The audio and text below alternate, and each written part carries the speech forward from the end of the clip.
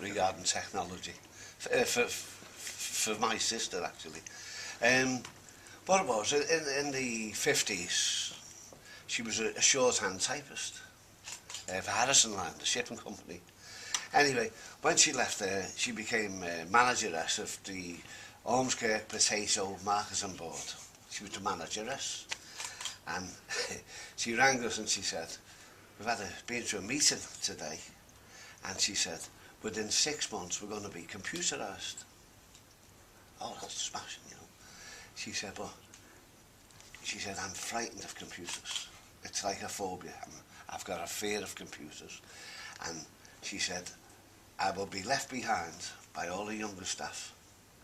I'll be the manageress who can't use the computer, the boss who can't use the computer. She said, and I'm not having that. So she retired. Yeah. It was only a slightly premature retirement. I think she was in her late 50s. But what happened another time, when they were doing the shorthand, she could write the words of songs down off the radio in the 50s. And I was getting into the music then. I must have been 10 or 11, and Tommy Steele come on singing the blues. Angela, will you get the words down to this, you know? So she'd sit next to the radio and Tommy would be singing away and she'd put the words down. So I was made up. I said, yeah, I'll give it, you know. I go over to the window, and the words are in shorthand. It's a really good story because it's Vi's first mobile was a big one. My children said to me, Mum, you drive and you go to Southport and you're back home, you need a mobile phone so that you can get in touch with somebody and you're not like out with no one to get in touch with. I said, oh, I don't really want one. They said, Mum, you've got to have one. Anyway, they bought me this big phone. So off I goes to work. I used to work in Southport. Put my phone in my bag. Goes to work, and when I opened my bag, I had the house phone in my bag, and not the mobile. So I couldn't get in touch with anyone. So that was my little story. Well, mine was back in the very late 50s, early 60s. We were posted to the Central African Republic, and the capital was Bangui. And in every capital city, of course, there's an embassy. And as I was bilingual, I went over to the embassy and I bluffed my way into a job as a translator. And I thought, oh, that's great. Interpreting and translating was no problem to me, thinking I could do it all by hand. Then they showed me the communications room, because I worked for the information service, which was spying.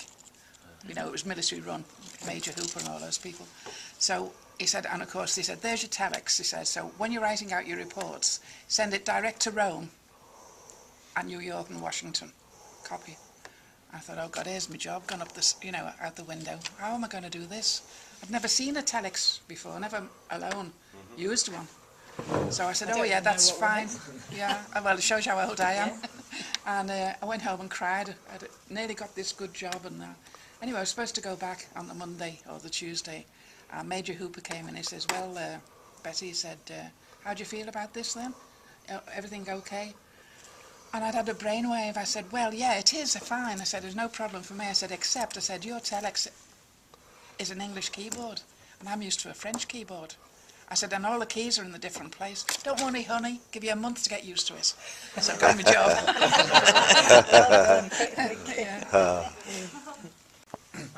When I was at Liverpool Uni in the early 70s, of course, we had the sort of winter of discontent and parkots left, right and centre, and my fellow students were envious of the fact that, despite the fact that they were existing on cans of Coke and sandwiches when there was no power, I always seemed to be able to cook myself a hot meal, have a cup of coffee, and they wanted to know, you know, how do you do this?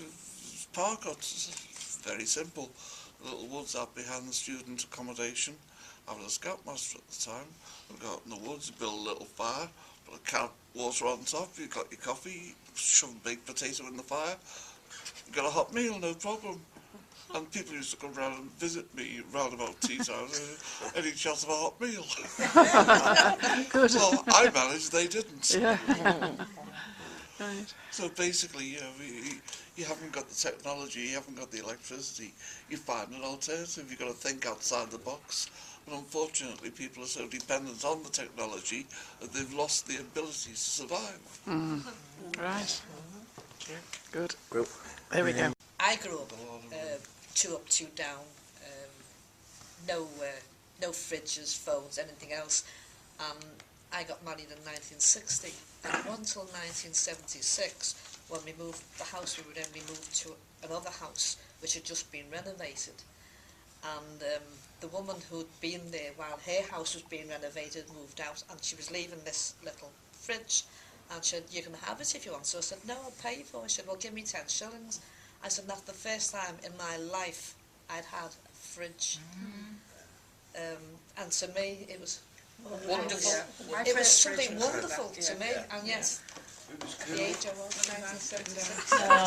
But I also asked I'd Gina already whether got she down after my first thought fridge she'd already. cope without one now, and you say that Well, I say now, but as you said, what would you do if you had now? Obviously, there are things you couldn't go and buy, but I'd cope like we did years ago. As I said, in the summer, you had a bottle of milk, which were in glass bottles. You'd put it on top of the plug hole in the sink and put a wet towel, tea towel over to keep And it fill the cool. water. Yeah. Exactly. And the butter Do all dish, that. you used to put water in the butter dish with the butter in the centre so it Plus didn't the melt fact in the summer. You went out and shopped We each didn't have a day and fridge. bought what you needed each day. Yeah. And one of the shops was